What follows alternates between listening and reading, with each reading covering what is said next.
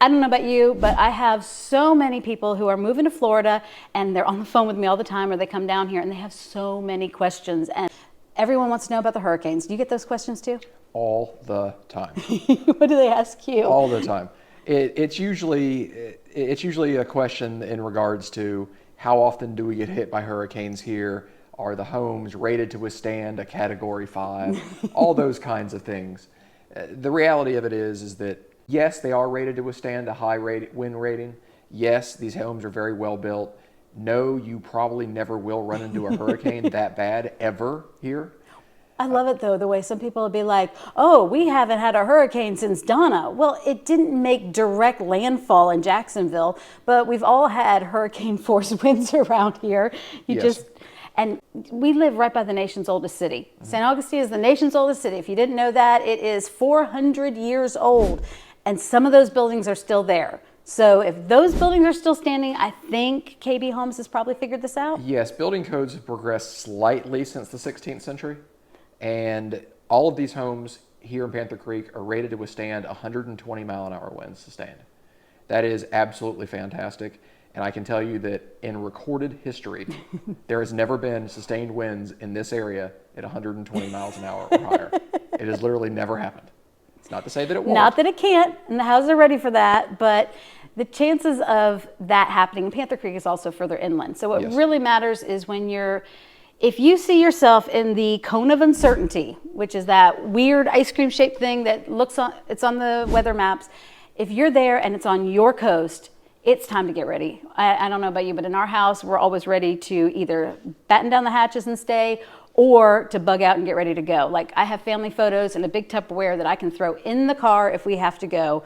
And it has been 15 years I've been in my house and we have never had to go. I was just going to say, I've lived in North Florida off and on since the late 1970s. Yeah. Never had to actually leave. Never. Not once. Yeah. The way the coastline is shaped, the jet stream, the Gulf Stream, all the different things that affect weather and how it impacts our area. Jacksonville is a bit immune a little bit, to at least to direct hits from strong storms. It's a reason why there's a very different building code here versus South Florida. South Florida is a bit of a hurricane magnet. Tampa is a bit of a hurricane magnet. Jacksonville is like if you flip two magnets and put them close to each other and it just kind of doesn't want to line up. Hurricanes go to the north of us, they go to the south of us, they curve and run away. They're scared of us. And that's a wonderful thing. It's also the reason why your insurance premiums here are going to be much lower than the rest of the state, which is a great thing. That is true. And the further inland you get, the lower the premiums as well. Yes. But even, okay, you see the news. I'm sure everyone, that's why they're asking the questions. They see the news and they see a 5-block area that got flooded in one little town. The rest of us just have a couple tree limbs down or something like that. It's not. Yeah, and it's something to keep in mind when you see Jim Cantore show up.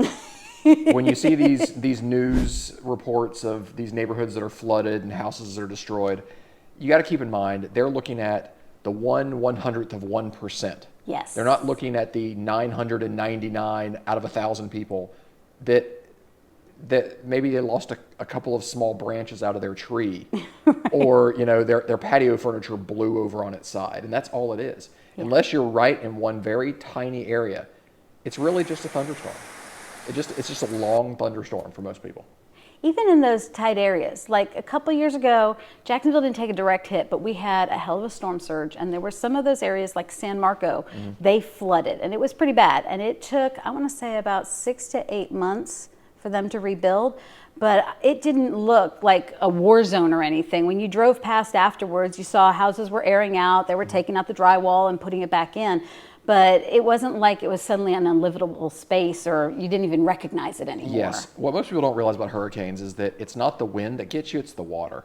Right. And that's one of the wonderful things about the majority of this area, and especially where we are here in Panther Creek, is that you are not in a flood zone.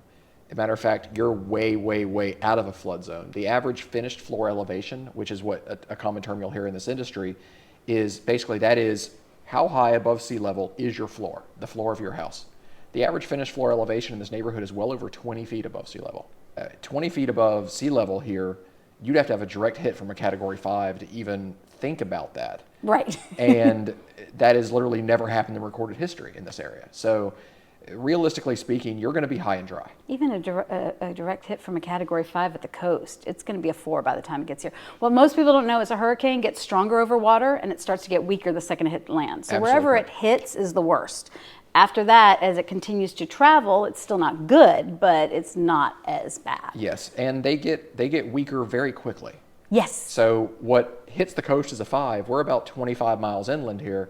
You're already a 4 or maybe even a 3 by the time it gets here, because hitting the land is like running out of gas for a car. Yes. The hurricane will coast to a stop, but it slows down very quickly. And out here, you don't have to worry about anything like that. You just don't. Okay, so I am a bad Floridian. I am like Florida man about prepping for a hurricane. I'm one of those the day before. I have literally gone the day before and gotten my hurricane supplies. There's some people who go like the week before and they hit Costco, and it is a thing in Florida. We do eat our snacks before the storm gets here, and then we have to buy more snacks, and we all gain 3 pounds with every hurricane. So take that with your own advice.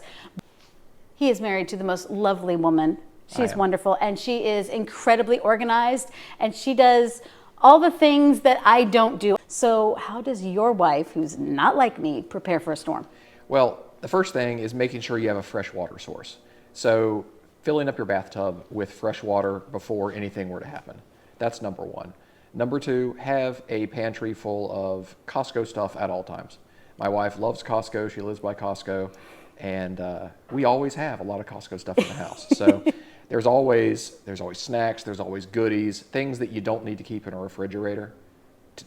Because inevitably, if the storm is bad, you will lose power. You probably won't lose it very long, maybe a day or two, but that's long enough to ruin things in the refrigerator. Better safe than sorry. And then, have that bug out bag or that go bag or whatever it is that you want to call it, just in case. Chances are you'll probably need it, but it's always better to have it and not need it than the other way around. So he does it better at his house. We do a fairly decent job at my house. This last storm, I can tell you, our chickens didn't even notice there was a storm. So they were just still out there. I have a feeling your kids did notice. I just love the fact that you have chickens. Like the closest thing we get to chickens is chicken McNuggets, probably where we are. But our kids, they actually love the hurricanes. They love to watch the trees sway back and forth. And they know that, if it was ever that bad, we'd get up and go. So if we're staying, it's really just going to be a really windy day, and they're little kids, so they think that's really cool. You just don't get to play outside that day. Exactly. Oh, and what the kids love the most, they cancel school. So what Northerners think of as a snow day, we call it a hurricane day, and we all just stay inside. Exactly. Yeah. So it's very similar mindset. Exactly. The just weather's a bad. lot warmer. So I hope that this keeps you all from being quite as nervous about hurricanes. I'm sure you have your own questions. Feel free to put them in the comments below. Derek and I will do our best to answer them. And if you have any other Florida questions, we can answer those too.